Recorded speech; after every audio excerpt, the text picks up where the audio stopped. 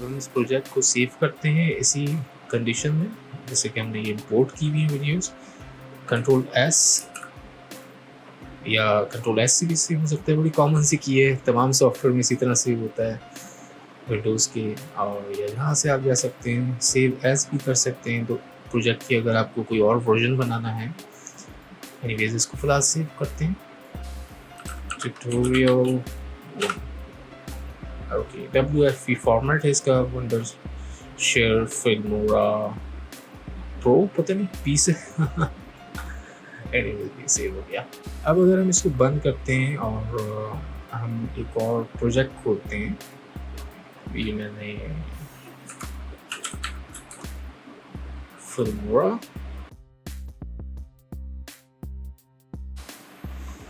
Okay, क्योंकि timeline पे कोई हमने वीडियो रखी नहीं थी तो इसलिए ये ब्लैक दिखा रहा है, वरना वहीं से एक थंबनेल ये ले लेता है। प्रोजेक्ट के स्टार्ट में ये ऑप्शन आपको दिखाता है कि आपने प्रोजेक्ट 16:9 पे बनाना है, रेशियो क्या रखना है स्क्रीन का, यानी कि विड्थ उसकी क्या होगी और हाइट क्या होगी। जैसे कि अगर आप मोबाइल को सीधा जिस तरह पकड़ के देखते हैं उसी तरह वीडियो बनाएं तो आप देखते हैं कि ऊपर से नीचे वो ज़्यादा लंबी होती है और साइज़ यानी विड्थ उसकी कम होती है, तो वो एक रेशियो है।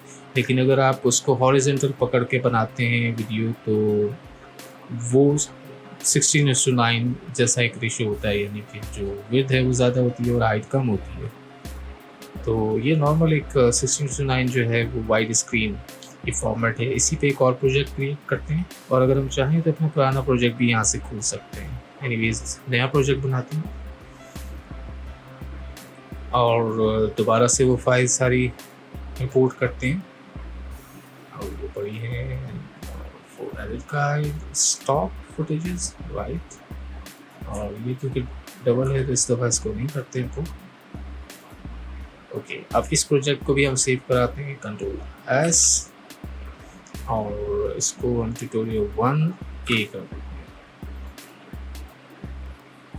ये जो एक्सरसाइज मैंने की है सिर्फ इसलिए की कि आपको बता सकूं कि ये देखें, ये जो ग्राफिक्स हमने उठाई थी और ऑडियो उठाई थी शेयर प्रोजेक्ट में, ये उसमें भी उठी हुई थी और ये इसमें भी हैं। लाइक अगर मैं ओपन करता हूँ प्रोजेक्ट और ओपन रिसेंट से भी उठा सकते हैं क्योंकि दो ही प्रोजेक्ट हैं, तो ट्यूटोरियल 1 ओपन करते हैं और आप देख सकते हैं कि ये ग्राफिक्स यहाँ पे भी है, ऑडियो यहाँ पे भी, यानी शेयर्ड मीडिया जो है वो तमाम प्रोजेक्ट्स में आपको मिलेगा।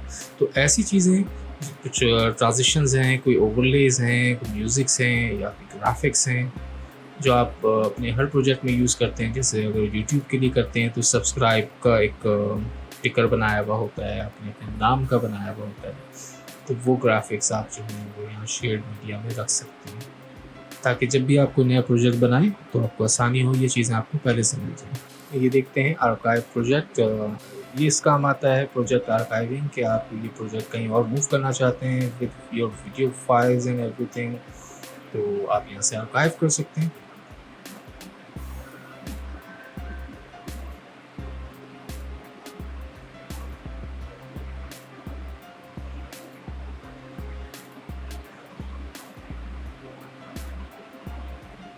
यू सी, ये फाइल सबसे बड़ी है, तो ये प्रोजेक्ट की फाइल सिर्फ 242 की है, लेकिन ये 426 MB 416 MB एग्जैक्टली। तो ये फाइल बड़ी है, उसकी वजह क्या है? उसकी वजह ये है कि ये इसके साथ इसकी वीडियो की फाइल्स, जो भी कुछ मैंने ऑडियो की फाइल्स रखी थी वो सारी फाइल्स में सेव कर दी। यानी अगर मैं ये सिर्फ एक फ़ाइल ले जाऊँ तो ये सब फाइलें ले जाने की मुझे साथ में ज़रूरत नहीं होगी।